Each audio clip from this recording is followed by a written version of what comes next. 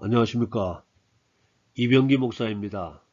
지금부터 성주 산중교회 3월 두 번째 주일 온라인 예배 말씀 부분만 편집해서 방송하겠습니다. 오늘 말씀 나눌 제목은 죄인을 부르러 오신 예수님으로 정했습니다. 제가 예수님을 모르는 사람들에게 전도하면서 교회를 같이 나가자고 하면은 교회 나가기를 거부하는 이유 중 하나가 교인들이 마음에 들지 않는다는 겁니다. 저도 어느 정도 동의가 되는 이유고요. 제가 아는 사람 중에도 교인도 있고 교인 아닌 사람들도 있는데요. 저도 교인들보다 교인 아닌 사람들이 더 좋은 사람 같이 보여질 때도 있습니다. 세상 사람들이 어떻게 보면 우리보다 더 좋게 보이는 게 정상입니다. 그래서 오늘은 우리처럼 세상 사람들이 보기에 좋지 않은 사람들이 교회에 나가는 이유를 한번 알아보도록 하겠습니다. 오늘 본문으로 선정한 말씀으로는 예수님의 말씀인데요. 마태복음 9장 13절로 나는 의인을 부르러 온 것이 아니요 죄인을 부르러 왔노라 하시니라. 그러니까 당연히 교회에는 죄인들이 많다는 뜻입니다. 아무래도 죄인이다 보니까 사람들 눈에는 보기가 싫을 수도 있겠습니다. 말씀을 시작하기 전에 신약 성경에 자주 언급되는 바리새인과 세리에 대한 소개를 먼저 해보도록 하겠습니다. 누가복음을 보면은 예수님께서 말씀을 전하시다가 자기를 의롭다고 믿고 다른 사람은 멸시하는 자를 바리새인에 빗대어 말씀을 하시는데 예수님 말씀 중에 이렇게 누가복음 18장 11절에서 13절로 바리새인은 서서 따로 기도하여 이르되 하나님이여 나는 다른 사람들 곧 토색, 불의, 간음을 하는 자들과 같지 아니하고 이 세리와도 같지 아니함을 감사하나이다. 나는 일주일에 2번씩 금식하고 또 소득의 11조를 드리나이다 하고 세리는 멀리 서서 감히 눈을 들어 하늘을 쳐다보지도 못하고 다만 가슴을 치며 이르되 하나님이여 불쌍히 여기소서 나는 죄인으로소이다 하였느니라. 자, 이 구절들을 보니까 바리새인은 참 신앙생활을 모범적으로 잘하고 있고 또 자기 스스로도 그렇게 생각하는 사람이고요. 세리는 자기 스스로가 볼 때도 모범적이지 못하는 생활을 하는 것으로 보여집니다. 즉 모범적인 성도와 모범적이지 못한 성도가 오늘 말씀의 등장인물입니다. 이제 말씀을 시작합니다. 누가복음 15장을 보니까 예수님의 설교를 들으려고 세리와 죄인들이 많이 몰려들게 되고 바리새인과 서기관들은 즉 나름대로 경건한 종교 지도자들은 예수님이 세리와 죄인들과 가까이 하고 또 식사를 같이 한다고 비난합니다. 그래서 예수님은 비유로 이렇게 설명하네요. 누가복음 15장 4절로 너희 중에 어떤 사람이 양 100마리가 있는데 그 중에 하나를 잃으면 99마리를 들여두고 그 잃은 것을 찾아내기까지 찾아다니지 아니하겠느냐. 즉 주인을 잘 따르던 99마리를 도둑과 들짐승이 있는 들판에 방치하고 주인을 떠난 불량스러운 한 마리의 양을 찾아가는 목동을 소개하고 있습니다. 정상적인 사람들 생각에는 아니 그렇다면 잃어버린 한 마리 양을 찾아 데려오는데 와보니까 만약 남아있던 99마리 중에서 5마리가 없어졌다면 어떤 기분이 됩니까? 이렇게 질문을 할 만도 합니다. 여기서는 이 비유는 어느 것이 옳고 그르고를 말하는 것이 아닌 아버지의 마음을 말하는 겁니다. 즉 아버지의 마음은 바리새인들 자네들처럼 많이 배우고 또 교양 있고 풍족하고 모범적인 사람들보다는 배우지 못하고 가난하고 손가락질 받는 저 사람들에게 있다는 말입니다. 하늘 아버지의 마음이 있는 것을 가르쳐주고 있습니다. 마태복음에는 아주 직설적으로 예수님이 죄인을 부르러 오셨다고 설명하는 구절이 있는데요.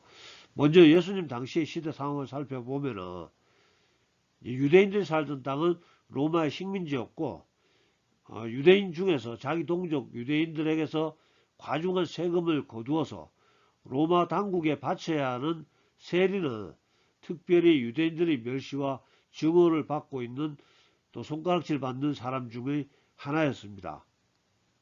우리나라 일제시대 친일파라고 손가락질 당하는 것과 비슷합니다.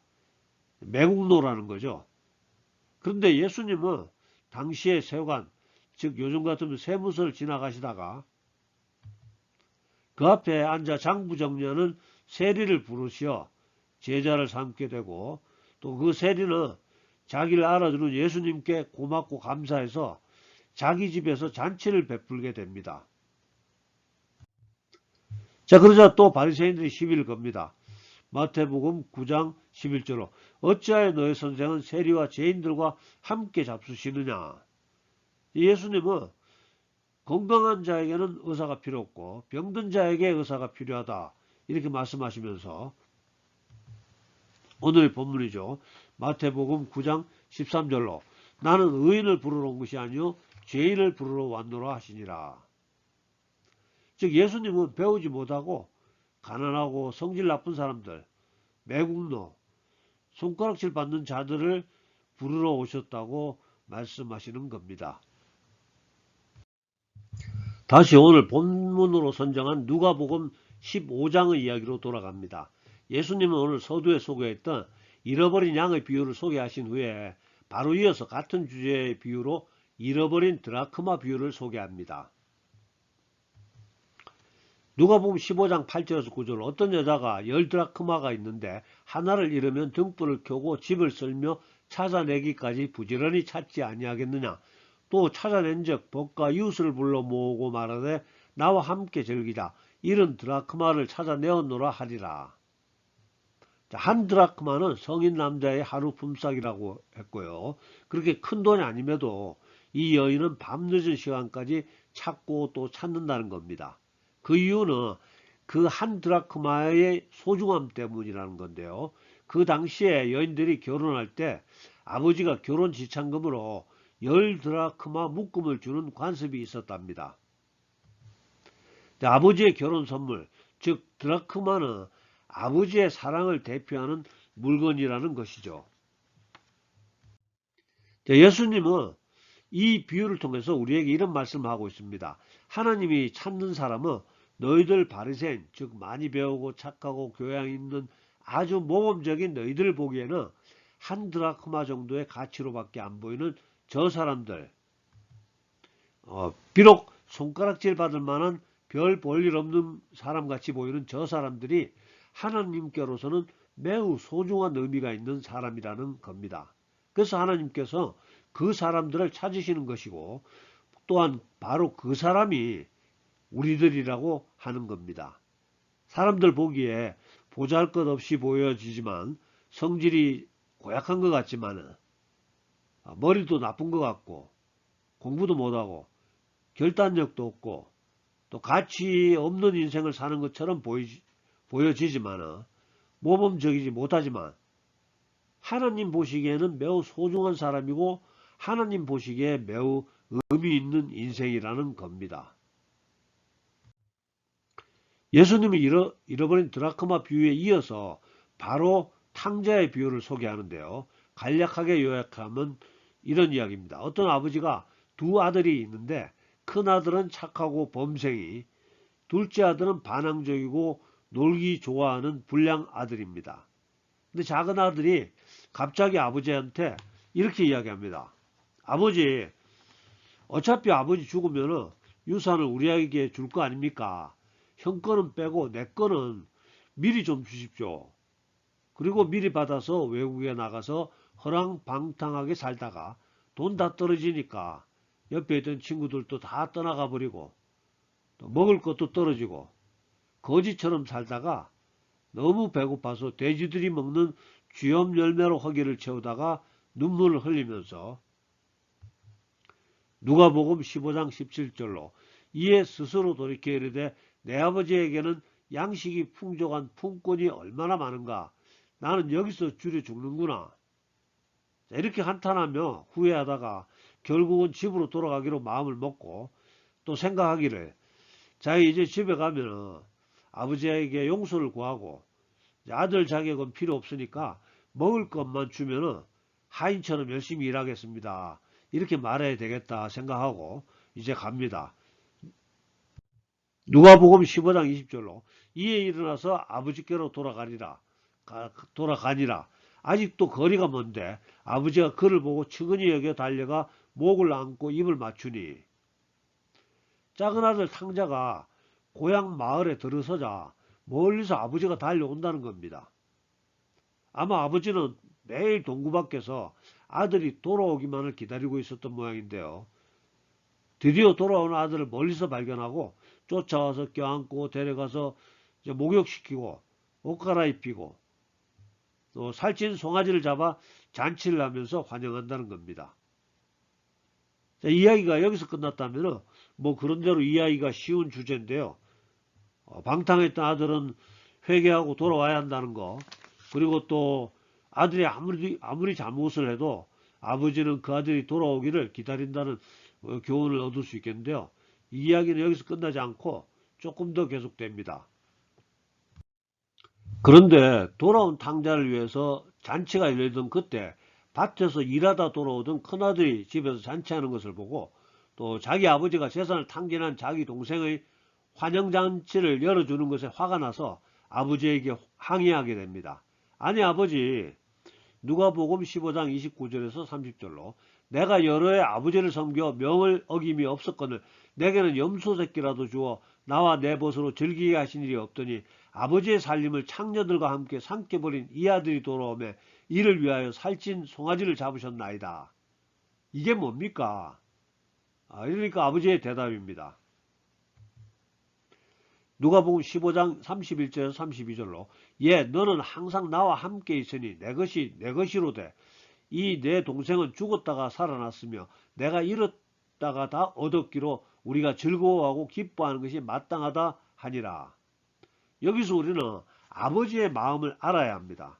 먼저 우리가 탕자라 한다면은 탕자가 아닌 큰아들이라 한다면은 즉 대체로 하나님 말씀을 순종 잘하고 또 교회생활 열심히 하고 있는 모범적인 크리스찬이라 그러면은 또 바리새인처럼 보기에 점잖고 또 모범적이고 그럴듯한 사람들이었다 하면은 우리 하늘 아버지가 기다리고 있던 집 나간 아들 탕자가 탕자를 좀 불쌍히 여겨주기를 바라고요. 또 뿐만 아니라 돌아온 탕자, 즉 아직까지 모범적인 모습은 보여주지 않지만은 즉 자기 필요에 의해서 돌아온 탕자일지라도 그간에 고생했던 거 좀 불쌍히 여기고 돌아온 것을 하늘 아버지와 함께 기뻐해 주라는 말씀입니다. 좀 더 직설적으로 말하면 교회 안에 있는 형편없는 교인들, 형편없는 인간들에게 좀 더 너그럽게 대해 주시라는 그런 말입니다. 이해가 되시길 기대하는데요. 또 한편으로는 우리 하늘 아버지께서는 모범적인 크리스천들에게 하늘 아버지가 주신 것을 좀 누릴 수 있기를 기대한다고 생각합니다. 자, 필립 얀시라는 사람이 쓴 책에 이런 글이 있는데요. 필립 얀시는 목사고 이제 글 쓰는 작가인데요. 사람들에게 교회란 어떤 이미지가 떠오르냐 이렇게 물었더니 많은 사람들이 기쁨이나 즐거움이 아닌 우중충한 분위기, 거룩한 체하는 위선자들의 이미지가 떠오른다고 대답을 했다고 합니다. 여러분들은 어떤 이미지가 떠오르는지 모르겠네요. 필립 얀시의 같은 책에서 예수 믿는 사람들을 이렇게 표현하는 구절이 있는데요. 예수 믿는 사람들은 누군가 어디서 행복하게 잘 살까봐 불안해서 견딜 수 없는 사람으로 이렇게 묘사하기도 했었다고 합니다. 즉 기쁨이나 즐거움, 춤추는 것이나 환호하는 것과는 어울리지 않는 바로 그것이 큰아들의 이미지가 아닌가 생각이 됩니다. 즉 예수님께 당신은 왜 세리와 죄인들하고만 즐겁고 친하게 지냅니까? 이렇게 질문하던 바리새인이 바로 그 큰아들이라는 말입니다. 예수님께서는 너무 모범적인 크리스찬들에게 아들아, 너는 항상 나와 함께 있으니까 내 것이 다 내 것이로 돼. 왜 누리지 못하고 그렇게 우중충하게 지내느냐, 이렇게 반문하는 것 같습니다. 자, 모범적인 크리스천은 언제든지 필요한 것을 아버지께 달라고 요구할 수 있고 또 받고 누릴 수 있음에도 불구하고 스스로의 철망 안에서 자유롭지 못한 신앙생활을 하는 바리새인 같은 모범적인 크리스천들에게 주는 교훈이 아닌가 생각합니다. 우리 크리스천들 중에 이런 분들 참 많이 있습니다. 사랑과 은혜가 많으신 하나님, 또 자비와 너그러움과 용서의 하나님 대신에 또 술과 담배와 음란을 미워하시고 질투와 다툼과 성질 부리는 거, 또 죄를 짓는 거, 이런 거 미워하시는 하나님, 율법과 계명에 까다로우신 하나님을 섬기는 분들입니다.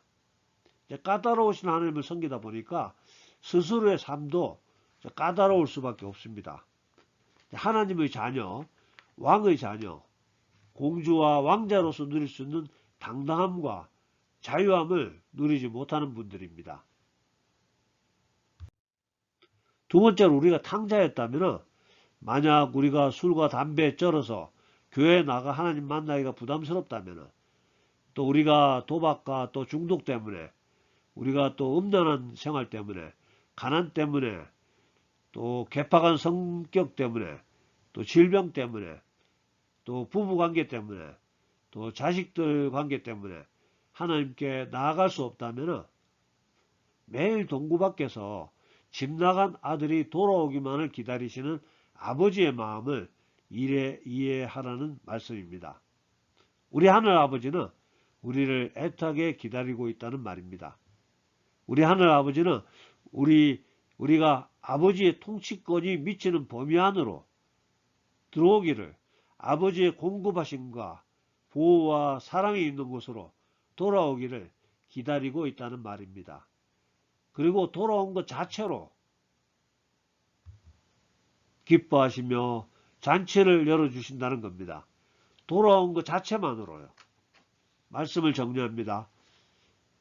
교회에 다닌다는 모범적이지 못한 교인들 때문에 교회 출석이 망설여지는 분들에게 알려드리고 싶은 것은 그분들이 모범적이지 못하기 때문에 하나님의 사랑과 관심을 받고 있고요. 그분들이 모범적이지 못하기 때문에 그들 스스로도 험한 세상 살아갈 수 없기 때문에 하나님의 보호와 인도하심과 도우심이 꼭 필요하다는 겁니다.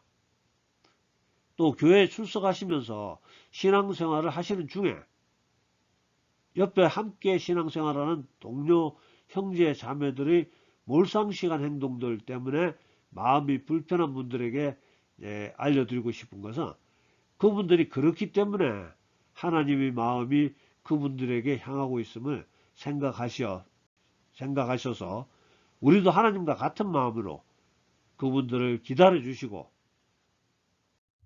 또 하나님과 같은 마음으로 기뻐해 주시고 이해해 주시고 사랑해 주실 수 있기를 예수님 이름으로 축복합니다. 기도합니다. 사랑과 은혜가 풍성하신 아버지 하나님, 오늘도 사랑하시는 주의 자녀들 택하여 주시고 또 불러주시고 또 함께 예배 드릴 수 있게 하심을 감사드립니다. 오늘 예수님께서 죄인들을 부르러 오셨다는 것이 무슨 의미가 있는지에 대해서 말씀을 나누었습니다.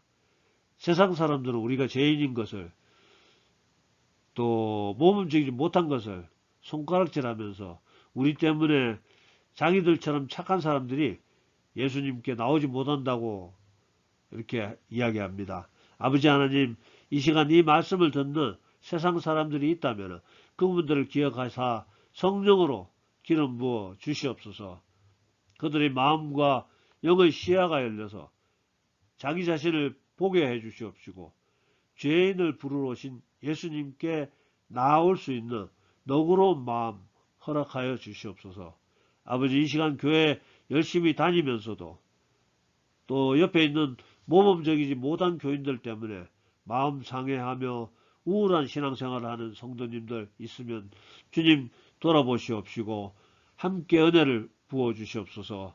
예수님께서는 모범적이지 못한 그분들을 기다리시며 예수님께서는 문제가 많은 그분들을 기뻐하신다는 것을 알게 하시고 우리도 예수님 마음으로 허물과 죄가 많은 그분들을 함께 기다리며 함께 기뻐할 수 있도록 너그러운 마음 허락하여 주시옵소서. 지금은 우리 구주 예수님의 은혜와 아버지 하나님의 극진하신 사랑과 성령님의 감동, 감화, 교통하심이 오늘 예배에 참석한 우리 모두에게 또 우리들의 가정과 일터와 성비는 교회 위에 지금부터 영원토록 함께하여 주시옵기를 간절히 축원하옵나이다. 아멘.